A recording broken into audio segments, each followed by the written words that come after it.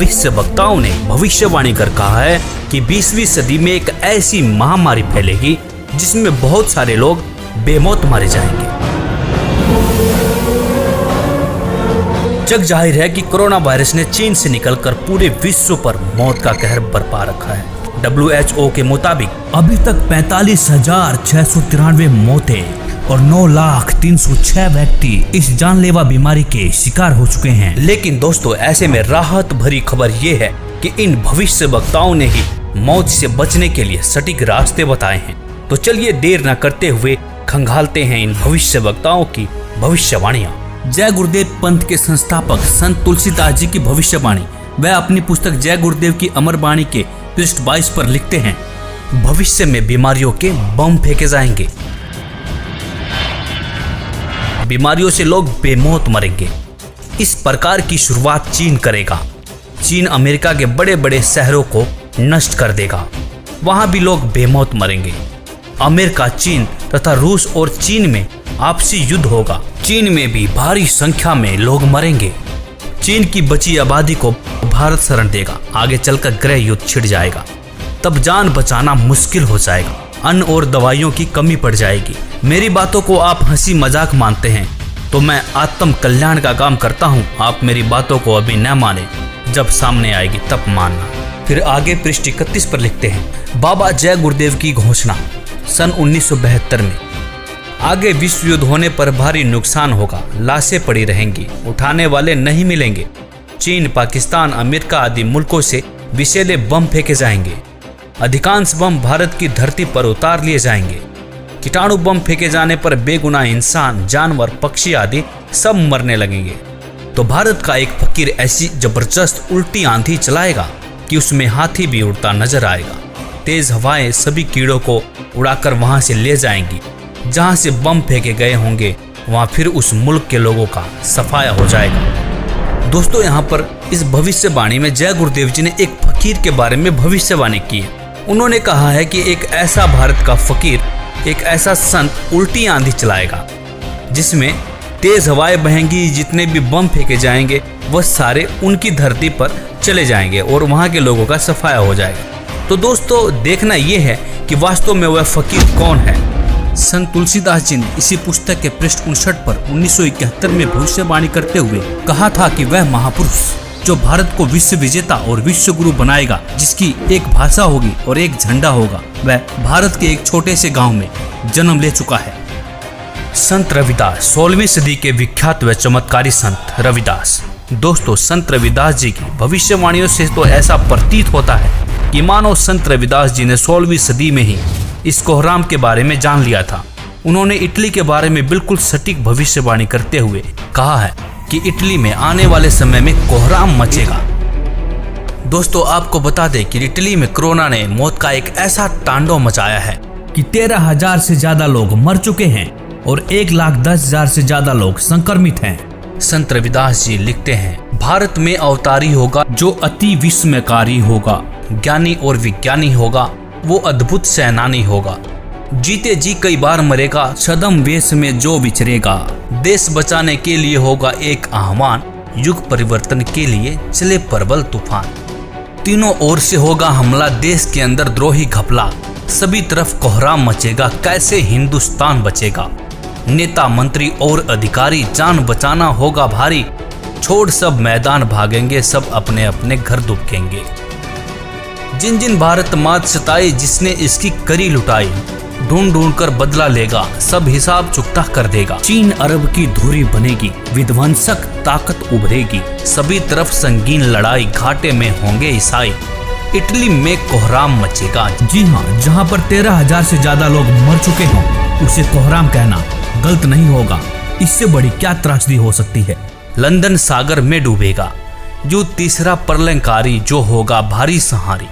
भारत होगा विश्व विजेता, भारत होगा विश्व का नेता। दुनिया का कार्यालय होगा, भारत में न्यायालय होगा।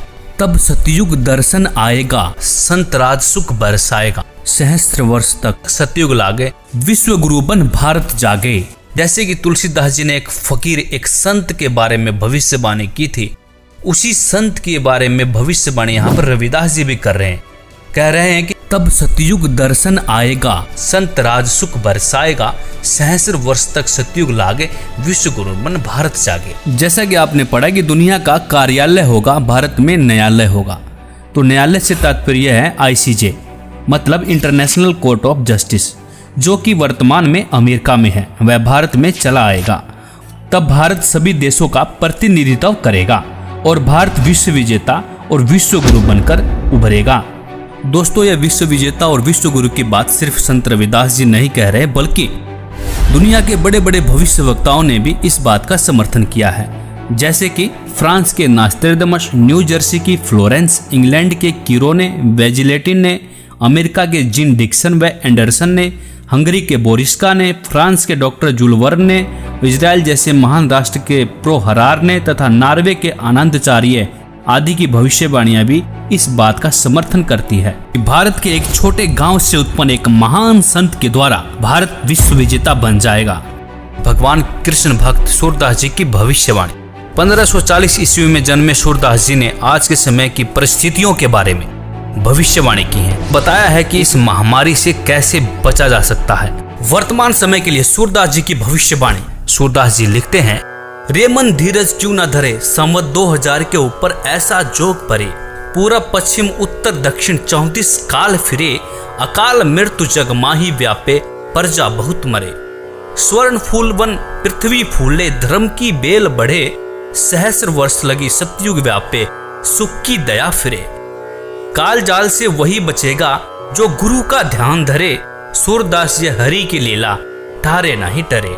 यहाँ पर सूरदास जी साफ साफ शब्दों में कह रहे हैं कि काल जाल से वही बचेगा जो गुरु का ध्यान धरे।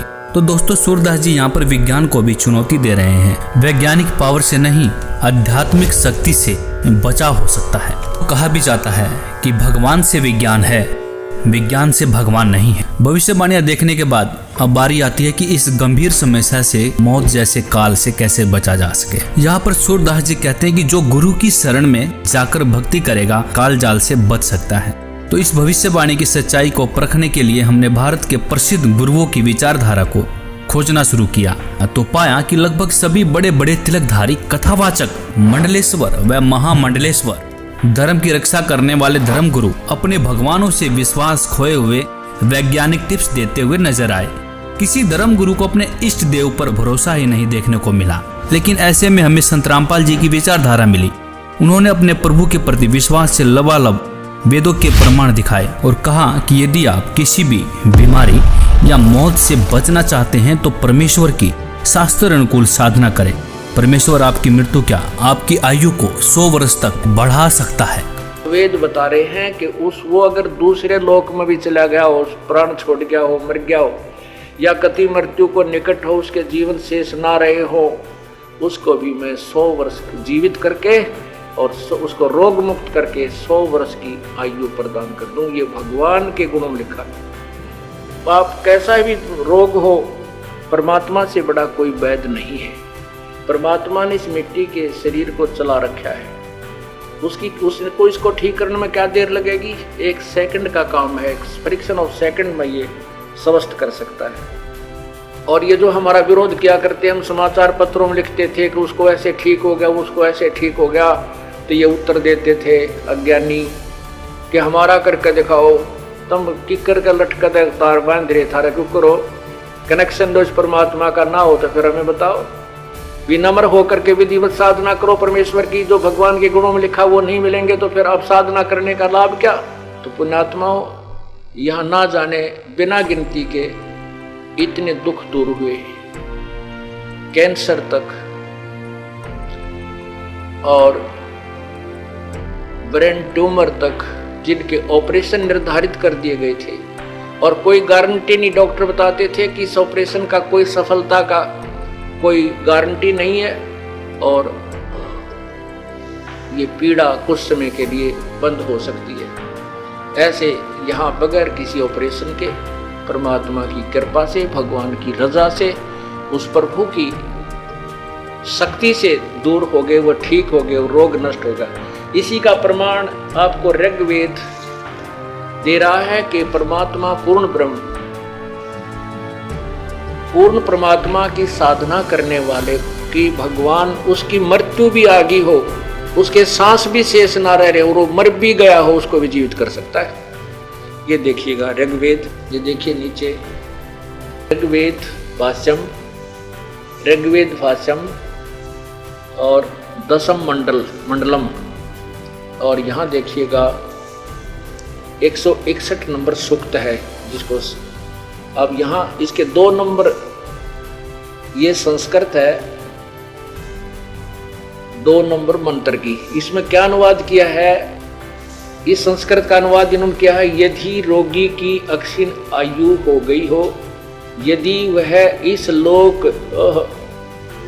लोक से चला गया, अर्थात मर गया हो, चला गया है, इस लोक से चला गया है, ये संस्कृत आगे हिंदी। और यदि वह मृत्यु के पास गया हुआ है तो भी उसको मैं, भगवान कहता है, मृत्यु देवता नृत्य से के पास से लौटा ला सकता हूं, ये संस्कृत है, आगे देखना। और उसको 100 वर्ष के जीवन के लिए प्रबल करूंगा। परमात्मा तो कहता है कि उस उपासक की, जो परमात्मा का भक्त है, यदि वो परमात्मा की साधना शास्त्र अनुकूल कर रहा है, परम संत से नाम लेकर के, तो वेद बता रहे हैं कि वो अगर दूसरे लोक में भी चला गया हो, प्राण छोड़ गया हो, मर गया हो, या कति मृत्यु को निकट हो, उसके जीवन शेष ना रहे हो, उसको भी मैं 100 वर्ष जीवित करके और उसको रोग मुक्त करके 100 वर्ष की आयु प्रदान कर दूं। ये भगवान के गुणों में लिखा है। दोस्तों, इस विज्ञान के दौर में संत जी का दावा वाकई में हमें अचंभित करने वाला था। फिर क्या था, बाबा की इस सच्चाई को सामने लाने के लिए हमने पड़ताल करनी शुरू कर दी। पड़ताल में हमें रियल स्टोरी 99 करके एक यूट्यूब चैनल मिला, जिस पर बहुत से अनुयायियों के अनुभव थे। हमने बहुत सारे अनुयायियों के अनुभव देखे और उसमें पाया बहुत सारे ऐसे लोग हैं जिनकी लाइलाज बीमारियां कहीं डॉक्टर डिटेक्ट भी नहीं कर पा रहे थे। वह बीमारियां संत जी के बताए अनुसार सत भक्ति करने से बिल्कुल ठीक हो चुकी थी। बहुत से ऐसे लोगों के भी अनुभव मिले जो मरने के बाद जिंदा हो चुके थे। दोस्तों, यह सब देखने के बाद आपको क्या लगता है, क्या यह वही संत हैं जिसके बारे में संत तुलसीदास जी लिखते हैं, संत रविदास जी लिखते हैं कि संत राज सुख बरसाएगा? सूरदास जी भी लिखते हैं कि काल जाल से वही बचेगा जो गुरु की शरण रहे। गुरु से तात्पर्य यहाँ पर एक सच्चे गुरु से है, जो आपको सही रास्ता बताता हो, सही शास्त्र अनुकूल भक्ति करके आपके जीवन को धन्य करता हो। नकली गुरु के शरण में रहने से मोक्ष संभव नहीं हो सकता।